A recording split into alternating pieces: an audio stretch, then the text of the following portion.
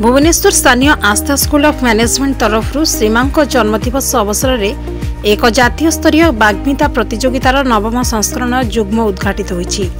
2 दिन व्यापी यह प्रतियोगितार राज्य और राज्य बाहर 50 रु ऊर्ध्व शिक्षानुष्ठान 100 रु ऊर्ध्व छात्र छात्री भाग नहीं। प्रथम दिवस रे मुख्य उपदेष्टा श्रीजुक्त भागीरथी महापात्र श्रीमा श्री अरविंदर दृष्टिभंगी शिक्षार उपदायता विषय आलोचना करथिले। एससीबी मेडिकल कॉलेज कटकर प्रोफेसर डॉक्टर जयंत कुमार पंडा मुख्य अतिथि भाव जोगदे श्री अरविंदर कर्मयोग आधार में समाज गठनर परिकल्पना करा जाय परे बोली मत व्यक्त करथिले।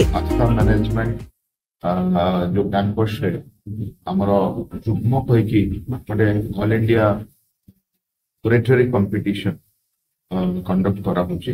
आज special occasion related birthday of mother of Shri Aurobindo Ashram Pondicherry और सही ओकेजन रे एई 2 दिन जो जुग्म प्रतियोगिता सेठी 4टी राउंड थाए। गोटे राउंड पर जो माने उत्तीर्ण होइछन्ति से माने पार्टिसिपेट करी से माने थर्ड टू सेकंड और सेकंड टू फाइनल राउंड को आसीबे। तो ग्रुप डिस्कशन प्रेजेंटेशन और ओपन फोरम और डिबेट रखा जायछि और ये चैंपियन हबो विनर हबो तापाई 25,000 प्राइजेस रखाइले।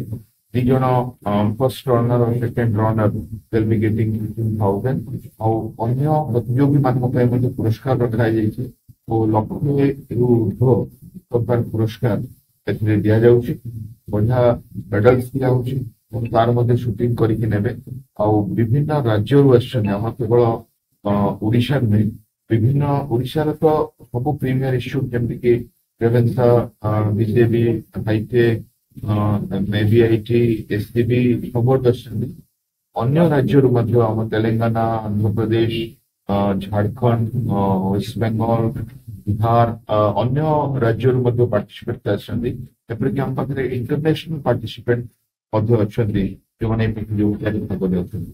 तार उद्देश्य होची सेमानकर जो आध्यात्मिकता पाठ ज्ञान और व्यक्तित्व सह आध्यात्मिकता को जोड़िबा और देश रे क्राइसिस होची जे यूथ से माने फोकस्ड हो नांदे तांकर उद्देश्य रो तांकर अचीवमेंट रो तांको मेन स्ट्रीमिंग करबा और केमिति आध्यात्मिक शिक्षा द्वारा तांको शिक्षा उज्जीवित और से माने पूरा परिवार को समाज को राज्य को देश को गर्वित करें से उद्देश्य नहीं हम आस्था कर्तृपक्ष जुग्म प्रतियोगितार आयोजन कर सब प्रतियोगी मान भल भाग्य विश करुच्ची अथॉरिटी को विश करुच्ची से माने प्रति वर्ष 9 वर्ष हे प्रतियोगिता आगे हम और यह समाज बदलैबार साहाय्य करिवो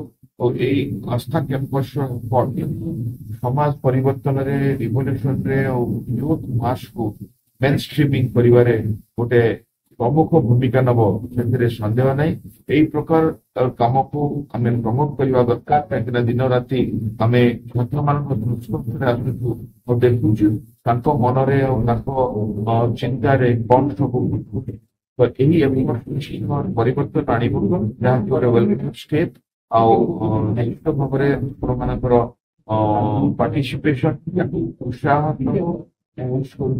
घटना सक्सेसफुल हो आम देशर युवक मान परिवर्तन।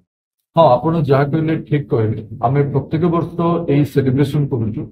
प्रत्येक वर्ष 21 फेब्रुआरी आम युग्म को सेलिब्रेट करुचु जहाँ श्रीमांतर डिवाइन मदन बर्थ एनिवर्सरी प्रत्येक वर्ष एथिपाई करुचु बिकज माँ वार्षिक जन्म वार्षिकी प्रत्येक वर्ष आस प्रत्येक वर्ष एथिपाई करुचु बिकज आम समाज को एक दृढ़ वातावरण देवाई चाहूँ शिक्षा और आध्यात्मिक जोड़ी एक सुदृढ़ बार्ता देवाई चाहूँ। आम प्रत्येक वर्ष एथिपाई सेलिब्रेट करुचु कहीं आम प्रत्येक वर्ष यूनिवर्सल ब्रदरहुड कथा कहूँ। आम प्रत्येक वर्ष एथिपाई आम सेलिब्रेशन करुचु कहीं आम चाहूँ जे समाज जो युववर्ग अच्छा से आध्यात्मिक नैतिक एवं शारीरिक उत्तरोत्तर उन्नति करूँ से आम ये सेलिब्रेशन प्रत्येक वर्ष करूँ।